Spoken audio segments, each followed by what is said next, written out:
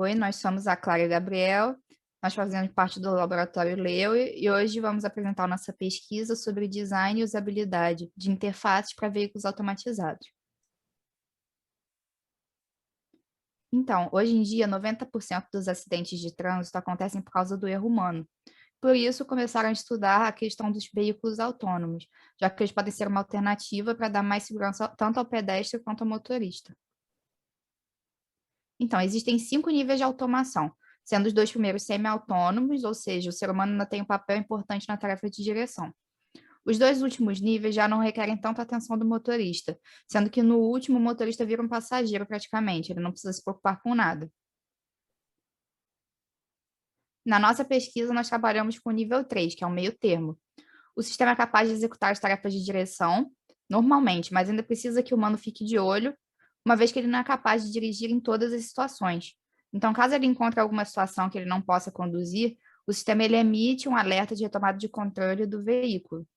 Por isso, a apresentação de informações é crucial no nível 3 e uma interface, especialmente sobre 5, que falam sobre a situação atual do sistema.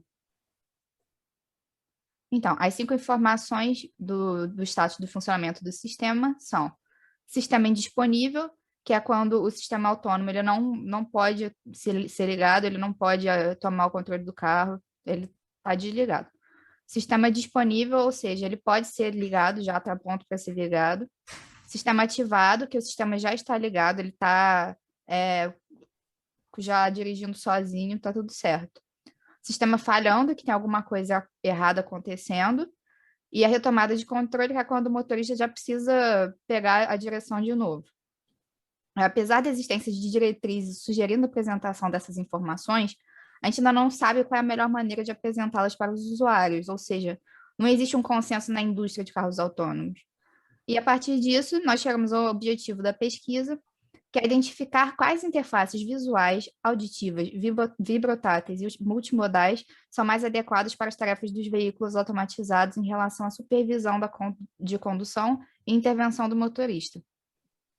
E bom, visto que um desses objetivos é identificar quais interfaces visuais são mais adequadas para sistemas automatizados, olhamos em termos de interface o que já existe no mercado e procuramos entender de que maneira eles passam essas informações do sistema para o motorista. Então, aqui a gente tem alguns exemplos, né, de algumas montadoras. A gente pode ver que tem algumas representações mais visuais, né, uma mais ilustrativa da via, por exemplo, do motorista, do veículo em seguida, seguido também de símbolos, né, que mostram as informações do sistema. Então, símbolos em verde, em vermelho, em amarelo. A gente pode ver que não há uma certa padronização dessas informações do sistema. Olhamos também um estudo científico de PRE que mostra a grande variedade de símbolos do sistema automatizado. Então, da linha tracejada do lado esquerdo, a gente vê os símbolos do Adaptive Cruise Control, né, que é o sistema de controle adaptativo. A gente pode ver a variedade de escala, né, inserção de novos elementos também, como, por exemplo, a própria faixa, né, a seta como representando a faixa, distância, um estilo de design diferente também. E do lado direito nós temos os símbolos do Lane Keep, né, que é o sistema de manutenção de faixa, em que há a inserção da via, né, junto com as mãos do volante, a mudança, né, do design do volante em si, e também a via sendo representada por uma linha contínua ou tracejada também. Ainda olhando algumas montadoras, nós vimos que as informações em algumas interfaces são agrupadas, né, ou seja, em formato carrossel, sendo em formato horizontal ou vertical, ou seja, agrupando essas informações em si. E a gente pode ver também que o sistema de marcha, né, o P, o R, o N e o D, no lado esquerdo das interfaces mostram também em formato, seja em vertical ou horizontal, esse agrupamento de informações. Então, com isso tudo, nosso objetivo de estudo é basicamente avaliar esses dois arranjos de interface diferentes, ou seja, arranjo de símbolo lado a lado, que mostra um símbolo do lado do outro, com a primeira animação abaixo, e o arranjo de símbolo sobreposto, que mostra um símbolo por vez, como na segunda animação abaixo também. Ao total são 5 símbolos, e cada um desses 5 símbolos representa cada uma das 5 informações do sistema automatizado apresentado anteriormente na apresentação. E com pergunta de pesquisa, nós gostaríamos de saber quais são os efeitos do arranjo dos elementos visuais das interfaces na compreensão do estado do sistema nível 3 por parte dos motoristas, saber quais elementos visuais das interfaces os motores utilizam para determinar o estado do sistema, e saber também se existe um estado específico que elicite uma taxa de complexidade menor ou maior.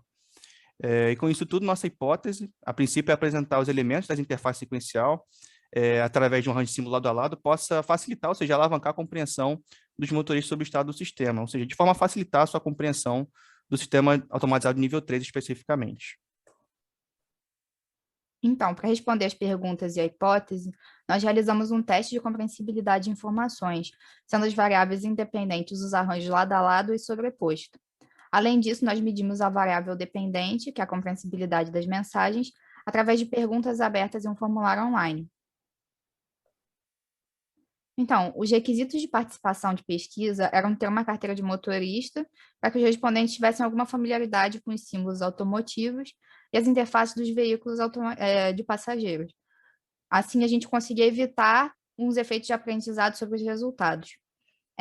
Então, o estudo teve no total 63 respondentes e seguimos um design entre os sujeitos, no qual metade da amostra foi atribuída à condição de disposição dos símbolos lado a lado, que foram 31 pessoas, e a outra metade à condição de disposição de símbolos sobrepostos, de forma contrabalanceada, ou seja, esse segundo teve 32 participantes.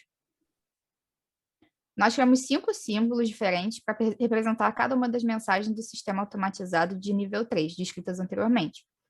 Nós pesquisamos sobre os símbolos e cores utilizados, além de suas diretrizes da literatura, para criar os símbolos. Para ter uma maior imersão dos participantes no teste, os símbolos foram aplicados a um quadro de instrumentos, apresentando alguns elementos informativos essenciais, como velocímetro, tacômetro, odômetro, medidores de temperatura e combustível, e uma área central representando o veículo e a via. Além disso, foi reservada uma área central inferior para exibir e destacar os símbolos, representando os estágios do sistema, onde os participantes deveriam analisar. E bom, falando um pouco do formulário em si, nós dividimos ele em 4 sessões, né, a estrutura geral.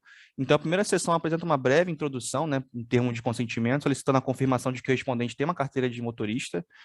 A segunda sessão é a instrução do teste, né, dando um breve contexto de como funciona o veículo automatizado. A terceira sessão, teste de compreensão em si, mostrando cada uma das 5 informações do sistema automatizado, em que os respondentes deverão analisar o significado. E, por fim, com os dados demográficos também. Então, aqui a instrução do teste, né, dando um contexto de como funciona o veículo automatizado, suas possíveis mensagens, aonde vai aparecer essas mensagens, né, dentro do quadro de instrumentos, no teste de compreensão, e os símbolos que aparecerão em seguida também no teste, né? Aqui a teste de compreensão em si, primeiramente mostrando sempre a informação do sistema automatizado, seguido de 3 perguntas, né, buscando saber qual o significado da informação apresentada pelo sistema automatizado, qual o grau de confiança que o respondente teve ao dar sua resposta anteriormente, e quais elementos visuais ele utilizou para interpretar essa informação na imagem. Como última seção, os dados demográficos, buscando saber informações com afinidade com tecnologia, sistemas que os motoristas usam, e entre outros, né? Então, para analisar o resultado, cada uma das respostas dos participantes, a gente atribui uma pontuação de acordo com a tabela do Campbell, que é um pesquisador também. Primeiro, essa análise foi feita de forma individual e depois nós criamos um consenso para analisar mais a fundo as respostas. Depois disso, elas foram categorizadas nos 4 níveis de compreensibilidade, sendo eles alta, baixa, nenhuma compreensão ou confusão crítica.